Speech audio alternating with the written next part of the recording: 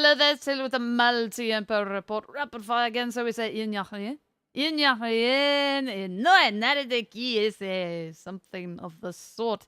So let's talk about Super Typhoon Haiyan / what is it? Yolanda. Where is the tab? There we go. The Philippines is calling this one Yolanda, so Haiyan, however it's pronounced, / Yolanda. So this thing, which was predicted to only, as of yesterday, only reach Category 3 status somewhere around here, is now a super typhoon, where it's the rough equivalent of a Category 4 hurricane. So here is a satellite loop showing this. This, I believe, is the island nation of Palau. I was not able to find any official meteorological sources for that, but obviously having, the storm basically passing right by them. So ill effects were there. So, and then, of course, moving towards the Philippines. In fact, the outer bands, or what might be the outer bands officially, look to already be reaching there. So, unsurprisingly, they have a warning in effect, or advisory, whatnot. They are up to a signal number 2 for winds in excess of 60 and up to 100 kilometers per hour. And then, of course, probable amounts of rain in the 10 to 30, millimeters per hour range. And then, of course, sea travel being risky with this storm. So that thing is moving on in, and that is obviously a very big, very powerful, a super typhoon. That's as big as they get. Yes. But, so another storm that is happening wherever it may be. There we go. Tropical Depression 30, who was predicted to become a tropical storm, but didn't. So this thing, according to the JTWC, is dissipating over land. So you can see not really well put together. But what's interesting is if you go and look at this is the JTWC forecast, they've got it dissipated at the 24-hour mark.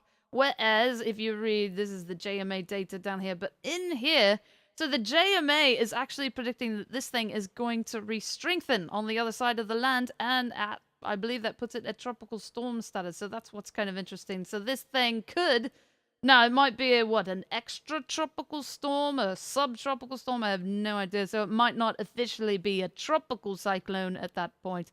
But yes, so that's kind of interesting. JTWC predicting that it dissipates, and then the JMA predicting that it's going to re-strengthen. So that is that. And then there's one more area of interest. This. Low chance of tropical cyclone formation in the next 24 hours per the JTWC. Let's see if we've got this on satellite somewhere in here. So yeah. This area of multi-empo right there. Low chance on that one. So yes, that is what is happening in the land of tropical cyclones. Completely quiet over here. The season's not quite over, but it's nowhere near what they expected it to be, I believe, out in the Atlantic, at least. There was, 1, maybe 2 hurricanes at most. Very, very abnormal. Abnormal can be good, though. You never know. So that is what is happening in the land of severe thunderstorm weather in the U.S. today. Still green across the board. There could be another tornado outbreak at some point, November, December. I believe January is the only really safe month. So that's why you keep paying attention. But right now, green across the board.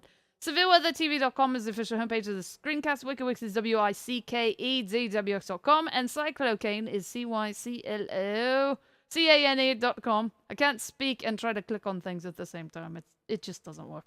So there you go. Tropical Depression 30, Typhoon Haiyan, and the low chance of tropical cyclone formation. That is it for today, and hopefully you're staying safe out there.